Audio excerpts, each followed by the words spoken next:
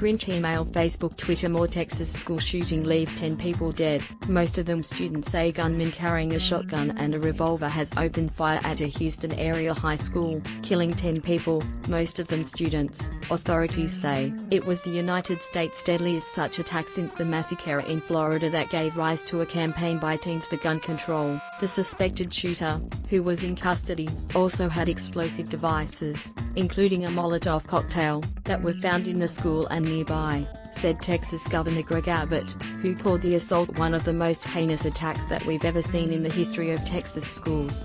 The assailant intended to kill himself but gave up and told authorities that he did not have the courage to take his own life, Mr. Abbott said. Another 10 people were wounded at the school in Santa Fe, a city of about 13,000 people roughly 48 kilometers southeast of Houston. One hospital reported treating 8 wounded patients, 6 were treated and released. One was listed in critical condition, and another in fair condition. Harris County Sheriff Ed Gonzalez said a second person had also been detained. 2 law enforcement officials have identified a person in custody in the Houston area school shooting as 17-year-old Demetrius Begortzis. An unknown number of possible explosive devices was found at the school and off campus. Authorities were in the process of rendering them safe and asked the public to call 911 if they saw anything suspicious. The district confirmed an unspecified number of injuries but said it would not immediately release further details. A school police officer was shot, officials said, but there was no immediate word on his condition.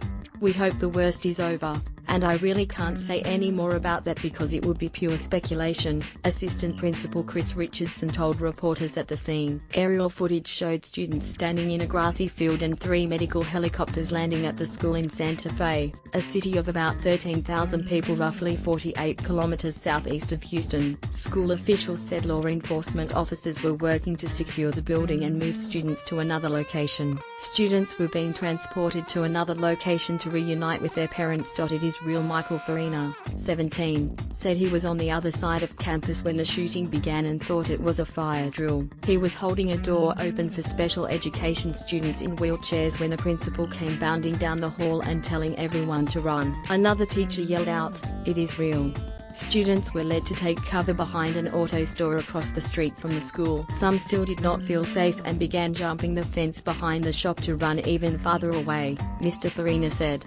I debated doing that myself, he said. Another student told Houston television station KTRK in a telephone interview that a gunman came into her first period art class and started shooting. The student said she saw one girl with blood on her leg as the class evacuated the room. We thought it was a fire drill at first, but really, the teacher said, start running, the student told the television station. The student said she did not get a good look at the shooter because she was running away. She said students escaped through a door at the back of the classroom. Authorities did not immediately confirm that report. Friday's assault was the deadliest in Texas since a man with an assault rifle attacked a rural church late last year, killing more than 24 people. Comes 3 months after the February 14th attack in Parkland, Florida, that killed 17. U.S. Vice President Mike Pence said he and President Donald Trump were briefed on the shooting. Mr. Pence said the students, families, teachers and all those affected should know, we are with you. You're in our prayers and I know you are in the prayers of the American people.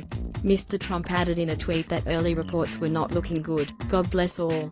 First Lady Melania Trump also weighed in on Twitter, saying her heart goes out to Santa Fe and all of Texas today.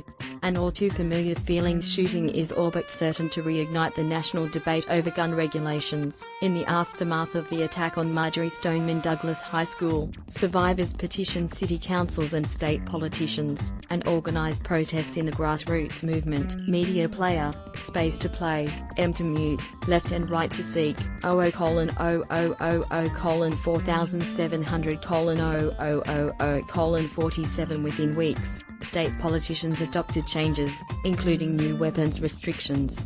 The move cemented the gun-friendly state's break with the National Rifle Association. The NRA fought back with a lawsuit. In late March, the teens spearheaded one of the largest student protest marches since Vietnam in Washington and inspired hundreds of other marches from California to Japan. Parkland survivors took to social media to express outrage and heartbreak over the Texas attack. My heart is so heavy for the students of Santa Fe High School. It's an all-too-familiar feeling no one should have to experience, Marjory Stoneman Douglas student Jacqueline Corrin said in a tweet. "I am so sorry this epidemic touched your town. Parkland will stand with you now and forever." She also directed her frustration at Mr. Trump, writing, "Our children are being murdered and you're treating this like a game. This is the 22nd school shooting just this year. Do something." The calls for tighter gun controls that have swelled since the February mass shooting at a Florida high school have barely registered in gun-loving Texas, at least to this point. Texas has some of the country's most permissive gun laws and just hosted the NRA's annual conference earlier this month. In the run-up to Texas March primaries, gun control was not a main issue with candidates of either party. Republicans did not soften their views on guns, and Democrats campaigned on a range of issues instead of zeroing in on gun violence. AP Print email